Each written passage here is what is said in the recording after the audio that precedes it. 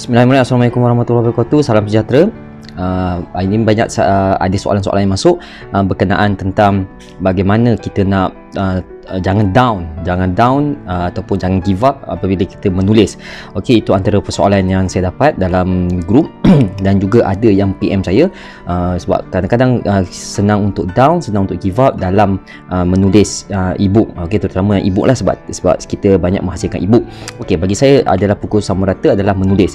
Okey, pertama adalah macam mana kita nak hilangkan nak mengelakkan untuk kita give up ataupun kita rasa macam down untuk kita menulis. Okey. Yang pertama yang betul yang saya amalkan adalah okey, kita kena anggap menulis tu adalah satu perkara yang menghiburkan. Kita kena fikiran kita, minda kita ni dia terbahagi kepada dua. Satu adalah minda atas sedar, dan satu lagi adalah subconscious, maksudnya minda di separa sedar, di bawah sedar.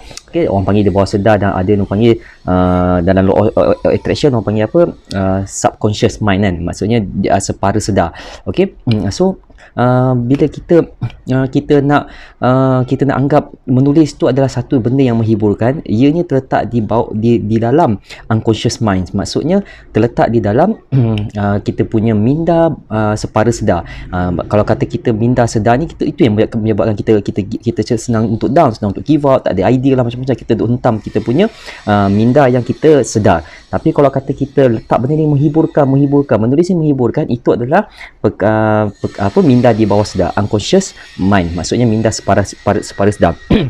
Bagaimana kita nak menghiburkan dia? Macam mana kita nak aktifkan kita punya minda separa sedar ni? Ini yang saya belajar waktu dalam kelas law of attraction dulu, waktu dulu saya belajar.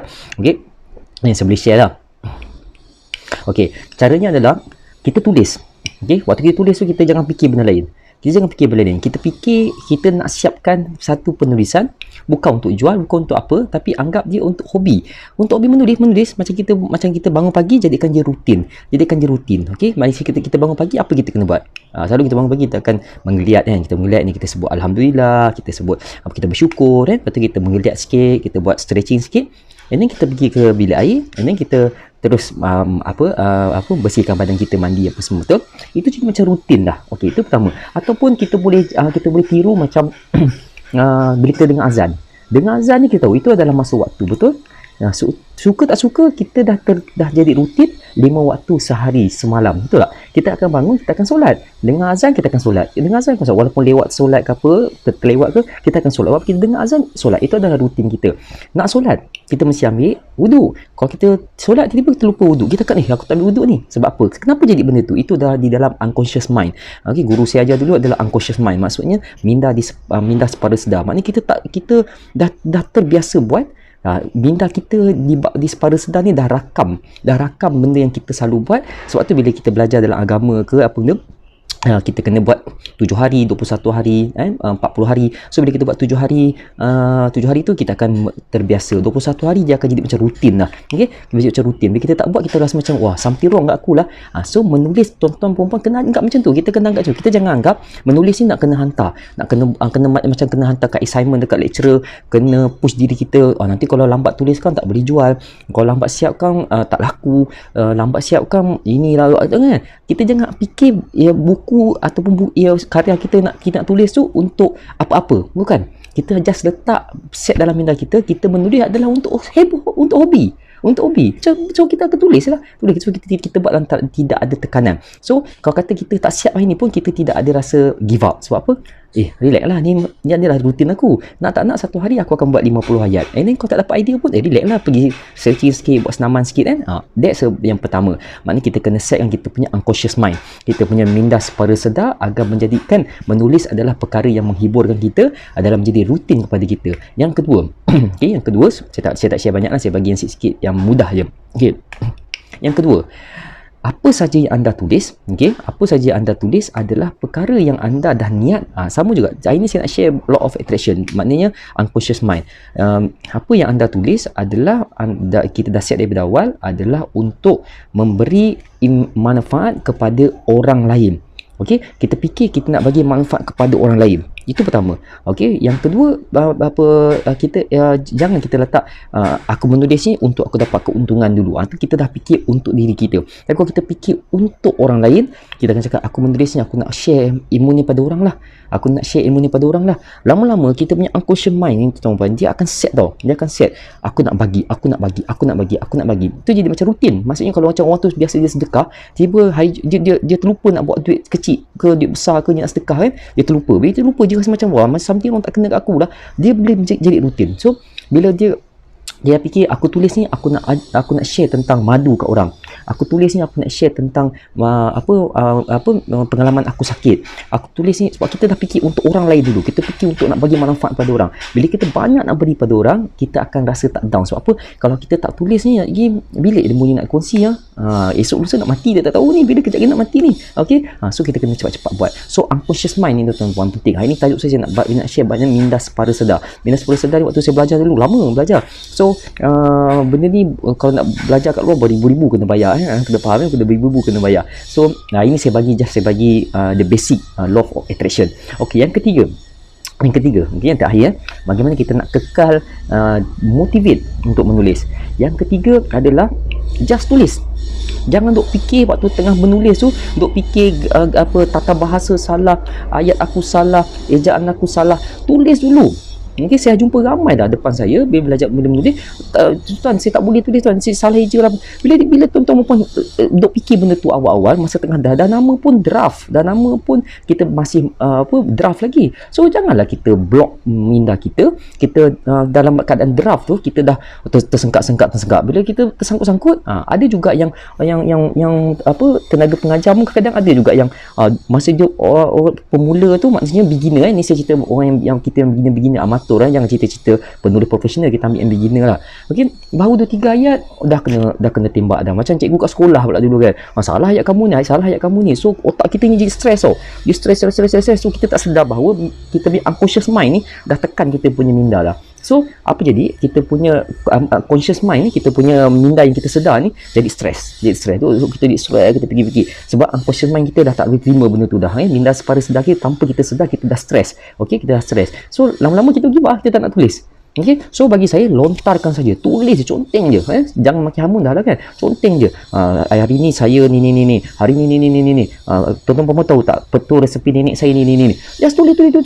Dah siap, kita ada kawan-kawan yang boleh tolong cek. Tolong cek aku punya tulisan boleh tak? Aku punya ejaan. Nanti aku belanja kau makan ke apa. Kita jadikan dia make it happy. Baru kita tak putus asa. So ingat 3 perkara yang saya ajar tadi. Itu saya tip saya daripada saya hari ini. Ingat tuan-tuan, apa benda kita nak buat pun, kita kena bagikan 2 minda sedar kita dan minda separa sedar kita. Di dalam law of attraction, ianya terbagi pada 2, iaitu minda yang kita sedar, minda yang di separa sedar. Okey, kalau minda tak sedar langsung tu kita dah tidur. Okey, minda separa sedar. So saya nak bagi bonus terakhir pada hari ini. Bonus ni dalam video ni adalah sebelum kita tidur. Okey, dan apabila kita bangun tidur 2 kali seharian, sebelum kita tidur tu kita terus bercakap dengan diri kita. Lepas kita dah baca doa tidur apa semua tu, dah baca apa semua, letak dalam diri kita, ya Allah ya Tuhanku, okey, ya Allah Tuhanku, aku akan tulis ayat ni esok. Kita dah start rakam dah dulu. Esok aku nak siapkan 50 patah perkataan. Buat, tonton buat, percaya cakap saya, try buat.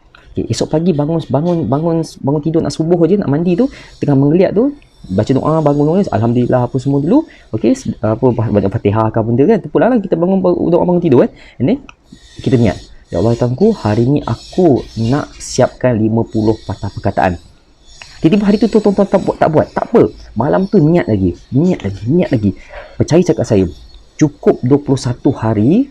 Ini kajian sains dah membuktikan waktu saya belajar dulu, 21 hari je dalam ilmu law of attraction. Dalam 21 hari je kalau kita buat macam tu, kita punya minda ni, saya tak cerita panjang video ni lah macam mana dia kita punya neuron, kita punya neurologi, kita punya bahagian otak-otak yang bahagian mana semua, saya lupa lah, nak cerita pun saya lupa lah. Okey, bagaimana dia akan memberi kesan kepada kita punya minda bawah sedar. Dan ilmu ni telah diajar oleh Rasulullah dulu. Saya belajar law of attraction daripada Bob Proctor, betul tak? Yang famous dunia ni Bob Proctor, tapi sebenarnya dia adalah ilmu daripada Rasulullah SAW yang mengajar kita apa yang kau fikir itu yang kau akan dapat. Kalau kau cakap kau sakit, kau akan sakit. Tapi kalau kau cakap kau nak sihat, kau nak sihat, kau akan sihat. Penyakit pergi, penyakit akan pergi. Tapi kalau kita cakap, alah sakitnya, kita akan rasa sakit. Alah aku dah tua lah, tak nak pergi masjid lah. Ya Allah, aku dah tua. Lama kita akan menuakan diri kita.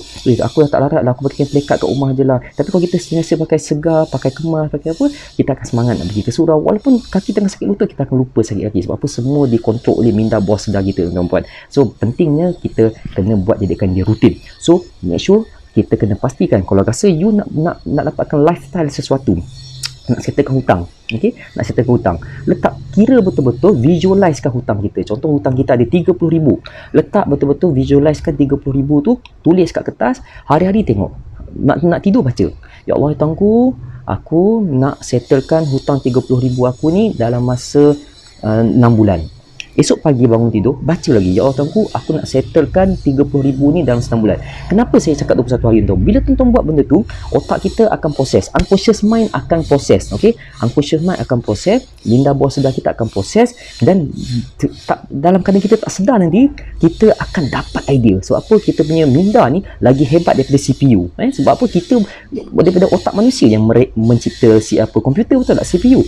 Bayangkan kita lagi AI lagi daripada komputer, daripada ni, maknanya kita yang mereka. So minda kita, dia akan proses, okey, dalam pelajaran law of attraction, minda kita akan proses dan dia akan okey, dia akan bagi kita ilham, dia akan bagi kita idea macam mana kita nak dapatkan 30,000. Ni saya bagi satu bonus kat luar kena bayar beribu, beribu. Tapi sebab ini saya sayang tuan-tuan semua, saya nak tuan-tuan puan try amalkan. Kalau benda ni berjaya, saya tumpang pahala, saya tak jual video ni pun. Ingat, okey, bercakap seorang-seorang, cakapkan diri, ya tuanku, aku nak settlekan hutang 30,000 dalam masa 6 bulan. Contoh, hari-hari bercakap yang tuan-tuan. Tulis, tampal. Dulu saya tampal kat bilik air apa semua, tampal. Biar kita nampak dekat kereta, dekat dashboard, dekat laptop, buka laptop nampak 30,000 aku nak settlekan 6 bulan. So otak kita, minda bawah sedar kita, unconscious mind kita akan sentiasa merakam apa yang kita nak. Automatik kita punya minda bawah sedar akan proses dan dia akan produce. Dia macam kilang, dia terima input, dia proses, and then dia bagi kita output apa yang kita kena buat. Waktu tu baru kita, ya Allah tuanku, inilah ada kena mengena dengan doa. Bila kita cakap adalah doa, betul? Bila kita cakap, itu doa. Maksudnya kita cakap, ya Allah tuanku, aku nak settlekan hutang. Doa betul? Ilham tu datang daripada Allah Ta'ala, tuan-tuan. Itulah unconscious mind. Maksudnya ilham tu datang daripada Allah Ta'ala, dia masuk otak kita, kita proses. Jual e-book satu hari 10 e-book boleh settle hutang. Otomatik kita macam dapat idea lah. Macam itulah saya dapat idea untuk saya bangunkan perniagaan e-booknya, tuan-tuan. Saya doa lagi, ya tuanku, macam mana aku nak buat income, macam mana aku nak buat income ni. Dan tiba-tiba benda tu je proses. Hari saya cakap, ya tuanku, aku nak lahirkan 100 orang trainer tahun ni. Saya cakap saya nak lahirkan certified trainer e-book pada tahun ni 100 orang. Saya ulang hari-hari saya ulang tau. And then tiba-tiba saya dapat ilham, saya kena buat train the trainer. Nampak tak? Tiba-tiba otak saya, unconscious mind saya terus dia bagi ilham, Allah Ta'ala turunkan ilham daripada unconscious mind saya. Kena buat train the trainer lah. Then saya start buat train the trainer bersama tim kita trainer yang senior. Okay, and then alhamdulillah kita dah sampai ke 16.0 train the trainer. Alhamdulillah hari ini kita ada 160 lebih certified trainer. Nampak tuan-tuan macam mana kita unconscious mind ni membantu kita untuk kita set our goal. Ingat tuan-tuan, ilmunya bukan murah, ilmunya mahal di luar. Waktu saya belajar dulu, saya bagi free tuan-tuan. Try amalkan, buat dia 21 hari. Percaya pada diri, cakap pada diri, cakap. Aku nak pergi Mekah. Ingat, bila kita cakap, itu adalah doa. Cakap adalah doa. Itulah salam sayang dari saya. Semoga tuan-tuan perempuan semua berjaya, cemerlang di dunia dan juga akhirat. Saya Masih Syiro, pengasas Masih Syiro Global Academy. Assalamualaikum. Jangan lupa share, subscribe saya punya channel. Terima kasih.